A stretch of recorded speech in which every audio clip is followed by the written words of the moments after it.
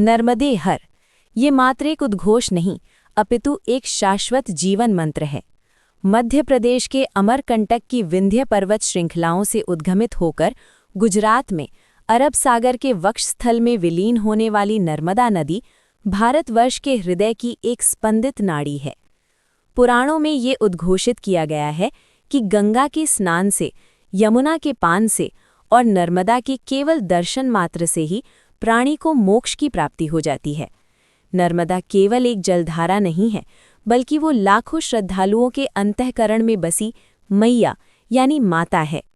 इस पावन सरिता के कल कल करते प्रवाह के समान ही रहस्यमयी और प्राणवान दूसरी धारा है नर्मदा परिक्रमा। परंतु आज इस लोकोत्तर आध्यात्मिक परंपरा और नर्मदा की निर्मल नीर को एक अत्यंत महत्वपूर्ण संकल्प के साथ जोड़ना काल की आवश्यकता बन गया है, और वो संकल्प है स्वच्छता।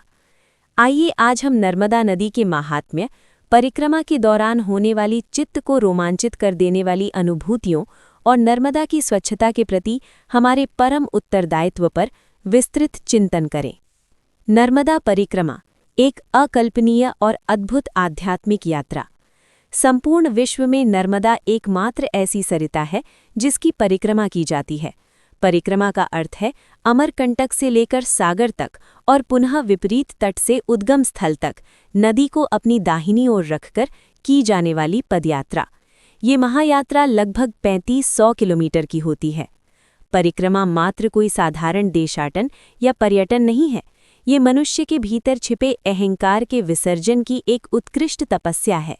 इस तपस्या के कुछ अलिखित किंतु कठोर नियम हैं।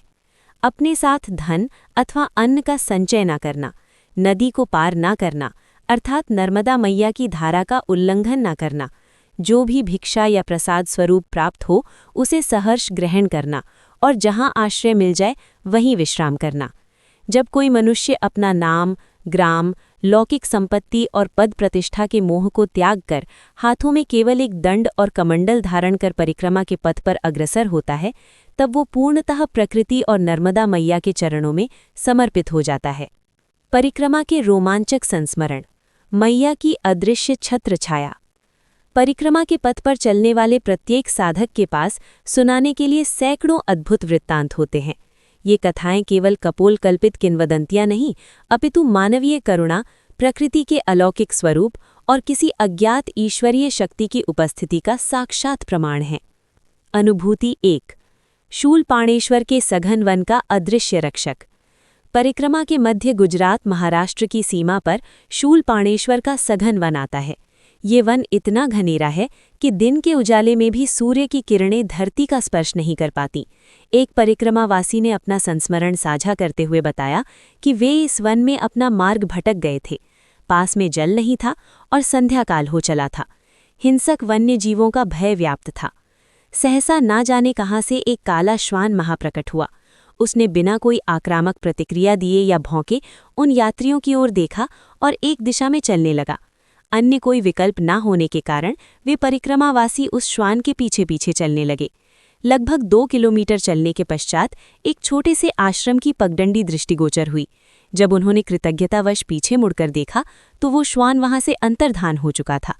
परिक्रमावासी इसे भैरवनाथ या मैया का साक्षात मार्गदर्शन मानते हैं। विज्ञान भले ही इसे एक संयोग माने, परंतु उस क्षण वो श्वान उनके लिए किसी देवदूत से तनिक भी कम नहीं था। अनुभूति 2। निर्धन कुटिया में संपन्न आतिथ्य। महाराष्ट्र के एक सेवानिवृत्त उच्चाधिकारी परिक्रमा पर निकले थे। जीवन भर वातानुकूलित कक्ष में आसीन होकर कार्य करने वाले इस अधिकारी को एक दुर्गम आदिवासी अंचल में विश्राम करना पड़ा। वहां एक अत्यंत निर्धन भील परिवार ने उन्हें आश्रय प्रदान किया। उस परिवार के पास रात्रि भोजन के लिए मात्र 2 रोटियां थीं। उस दरिद्र किंतु विशाल हृदय वाली माँ ने अपने भूखे बच्चों की थाली से आधी रोटी निकालकर इस अपरिचित परिक्रमावासी को अत्यंत वात्सल्य के साथ खिलाई। अगले दिन वहां से प्रस्थान करते समय उस अधिकारी के नेत्र सजल थे। उन्होंने अपनी दैनंदिनी में लिखा, महानगरों में निवासरत मेरे करोड़पति मित्रों की तुलना में वनों में रहने वाले ये अर्ध भोजन करने वाले लोग अंतर्मन से अत्यधिक धनवान हैं। नर्मदा ने मुझे मानवता के वास्तविक स्वरूप का दर्शन करा दिया। अनुभूति 3। कंकर कंकर में शंकर। नर्मदा के पावन प्रवाह में स्थित प्रत्येक प्रस्तर यानी पत्थर को शिवलिंग के रूप में पूजा जाता है। ये उक्ति अत्यंत प्रसिद्ध है, नर्मदा का कंकर वही है शंकर। नदी के अनवरत और तीव्र वेग के कारण यहाँ के पत्थर घिसकर एक सुडौल गोलाकार और चिकना रूप धारण कर लेते हैं। वैज्ञानिक दृष्टिकोण से भले ही ये जल प्रवाह और घर्षण की क्रिया हो, परंतु श्रद्धालुओं के लिए ये प्रकृति की एक दिव्य कलाकृति है। अनेक परिक्रमावासी ये अनुभव साझा करते हैं कि नर्मदा के तट पर घंटों बैठकर उसके जल के कलकल नाद को सुनने मात्र से ही मन की समस्त मलिनता और नैराश्य धुल जाता है। नर्मदा और स्वच्छता। भक्ति को चाहिए कर्म का अवलंब। नर्मदा के तट पर प्राप्त होने वाले ये आध्यात्मिक अनुभव जितने अलौकिक और सुंदर हैं, आज का यथार्थ उतना ही चिंताजनक है। हम नर्मदा को मैया कहते हैं, नित्य उसकी आरती उतारते हैं, परंतु विडंबना देखिए कि उसी समय हम उसे प्रदूषण के विषैले पाश में भी धकेल रहे हैं। प्रदूषण का वर्तमान परिदृश्य, प्लास्टिक का विकराल रूप। ओंकारेश्वर, महेश्वर, भेड़ाघाट जैसे प्रसिद्ध तीर्थ स्थलों पर रोजाना लाखों श्रद्धालु आते हैं। पुष्प, मालाएं और प्रसाद प्लास्टिक की थैलियों में लाए जाते हैं और अत्यंत निर्ममता के साथ उन्हें सीधे नर्मदा के पवित्र जल में प्रवाहित कर दिया जाता है। रसायन और अपशिष्ट जल। तटवर्ती अनेक नगरों और औद्योगिक इकाइयों का दूषित जल बिना किसी शोधन के यानी ट्रीटमेंट के सीधे नर्मदा में प्रवाहित किया जा रहा है। इसके परिणाम स्वरूप जल में ऑक्सीजन का स्तर निरंतर गिर रहा है, जो जलीय जीवों के लिए प्राणघातक सिद्ध हो रहा है। निर्माल्य की भ्रांति।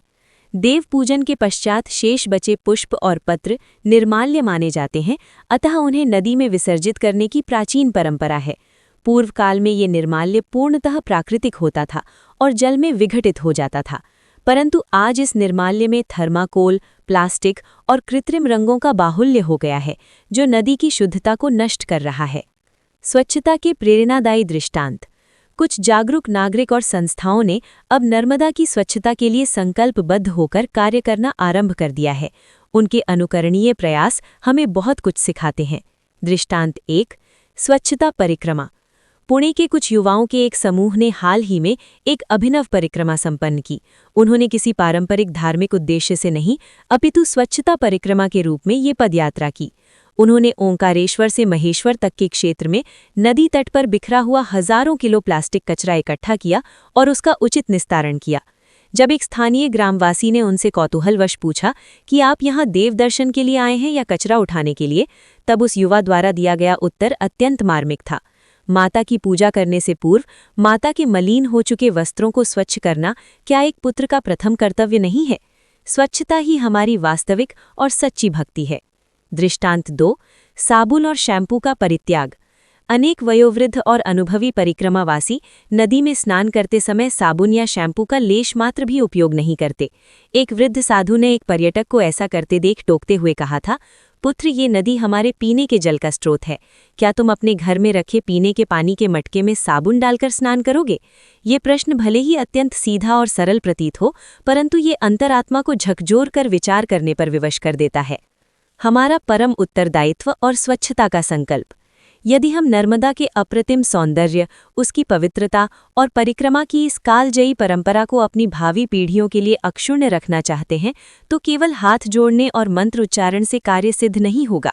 हमें ठोस धरातल पर कर्म करना होगा। हम क्या कर सकते हैं? 1. सिंगल यूज प्लास्टिक का पूर्ण परित्याग।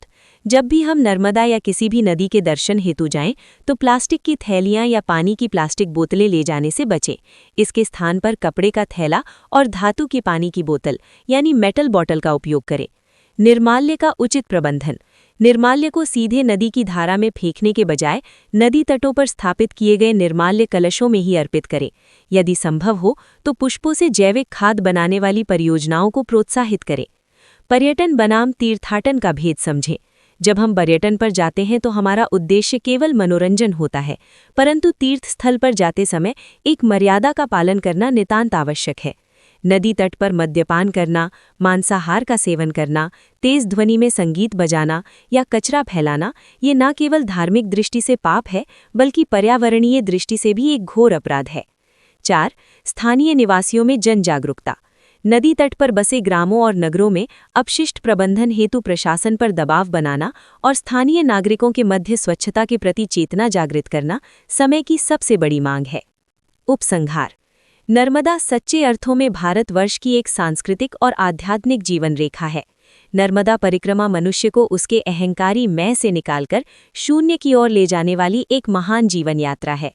इस यात्रा में प्रकृति अपना सर्वस्व लुटाती है, मनुष्य अपनी सच्ची मानवता का दर्शन कराता है और नदी अपना अगाध प्रेम लुटाती है। परंतु अब समय आ गया है कि हम भी अपनी इस मैया के ऋण को चुकाने का कुछ प्रयास करें, और हम उसे जो सबसे मूल्यवान भेंट अर्पण कर सकते हैं वो है स्वच्छता और पवित्रता। नर्मदे हर के इस जय घोष का वास्तविक अर्थ है, हे नर्मदे, तू हमारे समस्त दुखों और संकटों का हरण कर। परंतु तनिक विचार कीजिए, यदि हम स्वयं ही उसकी गोद में कचरा और प्रदूषण का विष घोलते रहेंगे तो वो हमारा रक्षण भला कैसे करेगी। आइए हम सब मिलकर भक्ति और विज्ञान का एक सुंदर समन्वय स्थापित करें। हम ये सुनिश्चित करें कि हमारी श्रद्धा कहीं अंधश्रद्धा या घोर लापरवाही का रूप ना ले ले।